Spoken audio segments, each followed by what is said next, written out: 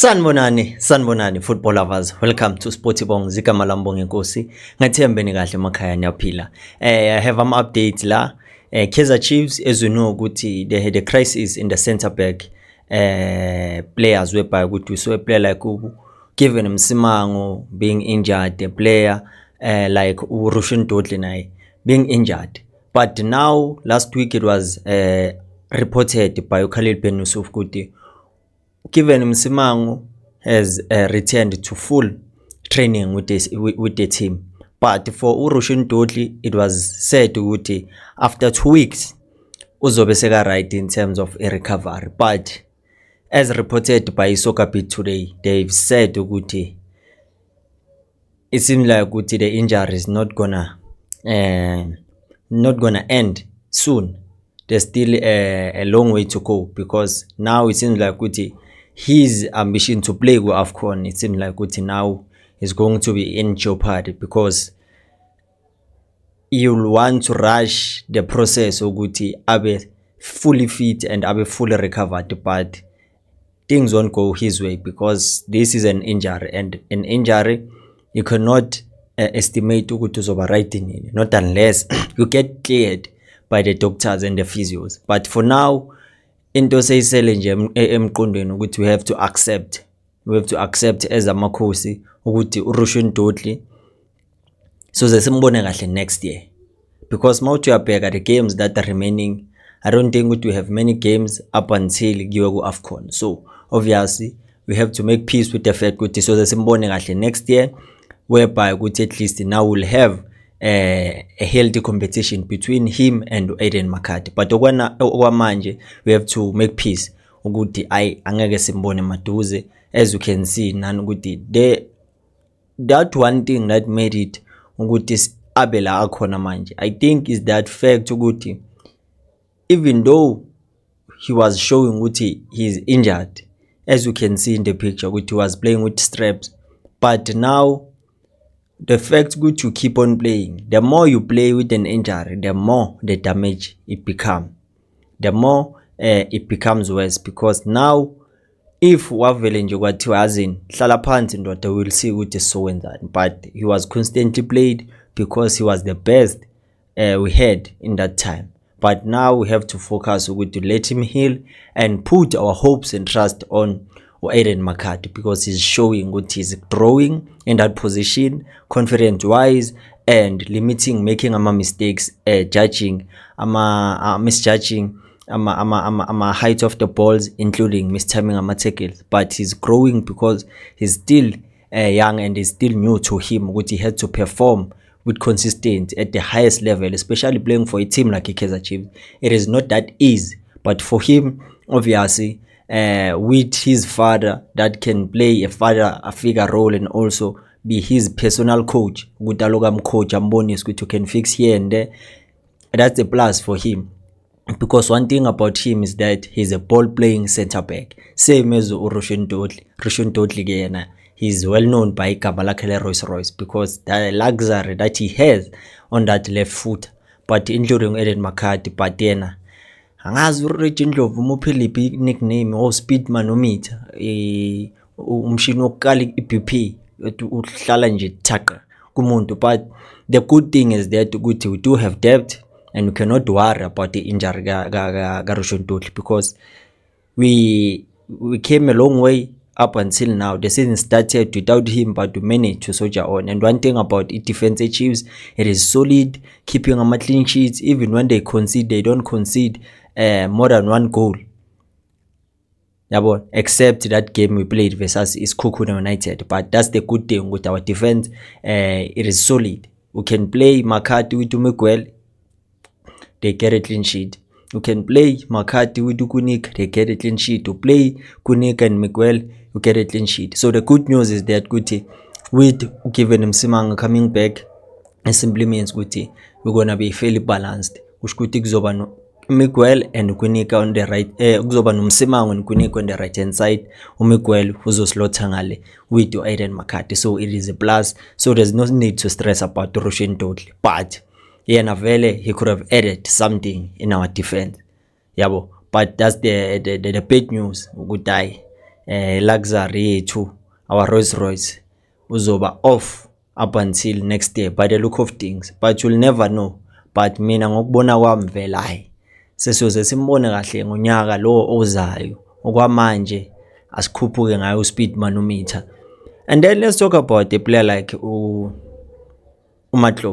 Matlo is another player I'd say with Kaizer Chiefs now. Be patient enough as they've done with Udodli in terms of helping him in terms of a recovery. Because now he got one injury whereby I thought it is over for him and Naturena, because they could easily let him go, but they didn't. They had a leap of faith in him. But for the fact Guti, now he's getting limited game time, and he's one of the players that his contract is ending next year 2026, and by the look of things there's no way they're gonna renew his contract. It simply means he's one of the players that Kaizer Chiefs will offload, meaning that starting from now he has to prepare for life after Naturena. He should be looking for a team whereby he can sign a pre-contract with, because in that position that he's playing, seeing Umto die, and still we have Eden Chislet that haven't been unleashed. We still have Lebuhang Maboy, we still have Ukaston Sereno that can play there. It don't be that easy for him, even though one thing about him is that positivity, that vibe he brings to the club. But football is not played with vibes. They need you to perform so that they can see your influence in the game. And no, Mr. Long and Short, it is difficult to go to Hamkulmel, especially if ever you look at the metrics, his metrics and Naturena, because since Wafika Naturena, he has only 2 assists under his name as an attacking midfield. That's why whenever they're making memes, they're using him. I don't know why.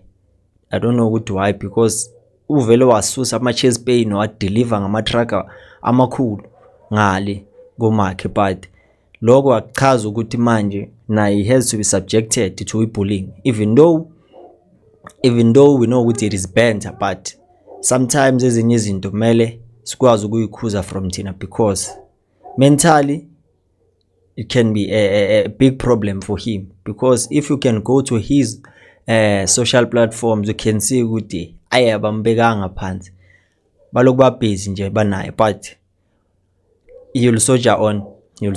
His mental fit. That's what Kaizer Chiefs train you for, ukuthi ukwazi ukumanage nama situations anje. But for him, to be honest, I don't see him making it, getting a contract extension. But I stand to be corrected. You can maybe mhlambe try ukuthi ubeke your own view ukuthi why can they give him, because the stats, as they do say, the stats don't reveal everything. They are like a bikini, but stats are like evidence for you to have a strong case if ever there are situations whereby you have to speak up for yourself. But they have done this 1 and 2 and 3, so they see your stats. But to that stats, it simply means whatever you are saying doesn't carry much weight, because angeke kusho ukuthi wena ukora ama-goals anje in 3 seasons or 4 seasons, 2 assists under your name. Even Tebogo Peotan was, when he was released by Kaizer Chiefs, he had only 1 assist under his name, no goal. But now look at him at Swelele FC, already had scored 2 goals, has assisted many times. So it simply means not every player in Naturena will have it easy, but other players flourish in other environments because of less pressure, more productivity. But at Naturena, more pressure, less productivity. So the same fate that Umatlo has faced in Naturena. Not to forget the injuries that he was getting that were hindering his progress and his impact and influence on the team, instead of in terms of registering goals and giving assist. But one thing we like about him is to add 360-10, and I ngeke ujabule say 360-10, because there are things that they always complain about fans, in terms of if you are a player, mele usibonise ukuthi uphetheni. Even though you can be an average player, but one thing you have to make sure we see what you want to do it. But if ever you have nothing to show, you don't have anything under your name, it becomes difficult. So for me, I see like Mr. Long and Short, indlela yakhe iyaphelela this season Enechoren, but it was good to have him Enechoren. Let's talk about Lilipo. Many people have written Lilipo off because of they enjoyed seeing Ovelepai playing, but one thing that came to mind, Uti, just because he didn't play that game and you saw someone else playing, it simply means Uti now all of a sudden Lilipo has become a bad player. So I sometimes don't understand how do we usually think when it comes to the players when they hit rock bottom, or the players when they don't do things right. Because Lilipo, his only flaw this season is that he's selfish. You cannot hide that. He's selfish, and that at some point does affect the team. Because there are moments where he should release the ball early, but it doesn't. Ufuna ukuhamba nalo, and ama opponents amanye siwamthamile, they know ukuthi when we mark uLilepo, just make sure ukuthi umisa on the touchline. You know very well ukuthi laphana awusam mark u1, you have iline ezokumarkisa, because at some point he's even making it difficult ukuthi kuyenzwa ama combinations, because you can play a simple 1-2 and then find the space, you go into that space, you exploit it, be deadly. But one thing about him that you cannot take away from is that he's a constant threat in that attack of Kaizer Chiefs, because of his speed, because of his pace yakhe, and because of his ability to shoot. Because an opponent cannot relax knowing very well ukuthi mela make uLilepo, because he knows very well ukuthi if he's in a position whereby he can take a shot, he will do so. If the goalkeeper has lost focus, the team is over punished. Because for a player that registered 43 shots on target, and we haven't reached the mid-season yet, and last season he was short, I think, with 4 shots, because in the games that he played, he arrived in Natural, I think, mid-season. He didn't play even, I think, 17 or 18 games, but he managed ukuthi akwazi ukuba i-top goal scorer Kaizer Chiefs, and he managed ukuthi register 39 shots alone. So that simply tells you ukuthi he has the ability to be a dangerous player, but what hinders that is his decision making. Because at some point you can see ukuthi when he sees ukuthi goalkeeper ngazathi ulahle side, or there's an opportunity for him to shoot, uyakhahlela. It doesn't mean good if you are in a good position mele ukhahlele. At some point just look for your teammate, play ama 1-2s, and then you find a chance ukuthi ungene boxing, you can score. But that thing fana nokuthi umuntu azokutshela ukuthi just because you can do something, it doesn't necessarily mean that you have to do it. Same as uLilepo. At some point he shoots unnecessary. That's why he has these many shots that he has taken, because uyakhahlela. It doesn't akabheki nokuthi ume kahle or kwenzakalani, but makufikile emqondweni ukuthi khahlela, uyakhahlela. But one thing emele siyifake emqondweni ukuthi you cannot write him off yet. Uzobuya and he will come back strong, because kwamanje yes simjabulela uVelepai, but naye kuzofika isikhathi la khona angeke asinike lento esifuna. But doesn't mean ukuthi manje mele simlahlele ithawula, but you have to make sure ukuthi we support him in difficult times. Same as Lilipo. Lilipo this season has scored 3 goals.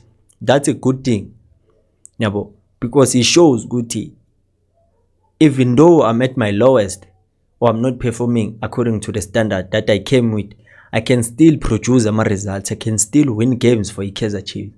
Yabo. So that's the thing I wanted to highlight about uLilepo. Don't write him off yet, cause I was good after the international break.